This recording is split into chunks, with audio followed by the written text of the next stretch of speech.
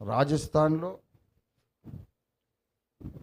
అత్యంత కఠినమైన anti conversion bill వచ్చిందట. ప్రలోభ పెట్టి కానీ భయపెట్టి కానీ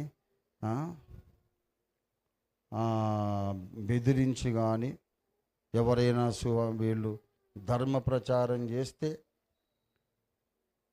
వాళ్ళకి 20 సంవత్సరాలు జైలు శిక్ష, లైఫ్ ఇంప్రిజన్మెంట్, చచ్చిపోయిన దాకా జైల్లో ఉండాలి అని బెదిరిస్తున్నారు.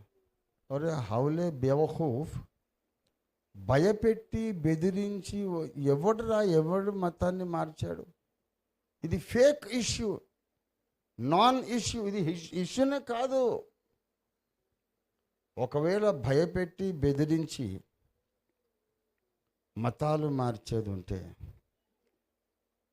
బాబాసాహెబ్ అంబేద్కర్ క్రిస్టియన్ స్కూల్లో చదువుకున్నాడు, మహాత్మా గాంధీ క్రిస్టియన్ స్కూల్లో చదువుకున్నాడు, మహాత్మా జ్యోతిబా ఫూలే క్రైస్తవ స్కూల్లో చదువుకున్నాడు, సర్వేపల్లి రాధాకృష్ణన్ గారు క్రైస్తవ స్కూల్లో చదువుకున్నారు, ఎన్టీ రామారావు గారు క్రైస్తవ స్కూల్లో చదువుకున్నారు,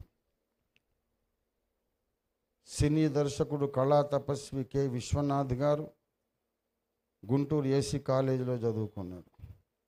సినీ రంగం, కళారంగం, రాజకీయ రంగం ప్రముఖులు అందరూ కూడా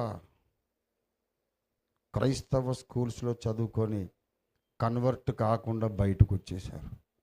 మరి వాళ్ళందరూ ఎందుకు క్రైస్తవులు కాలేదురా? హౌలే, తలకాయలో నీకు మెదడు ఉందా, లేకపోతే మట్టి ఉందా, లేకపోతే పవిత్రమైన గోమాత ప్యాడ్ ఉందా నీకు? ఇది రాంగ్, फेक इश्यू, अबद्धम, ये झूठी बात है। मजबूरन कोई भी किसी और को मजबूरन ईसाई नहीं बनाया कभी भी। ఎవరు కూడా బలవంతంగా కొడితే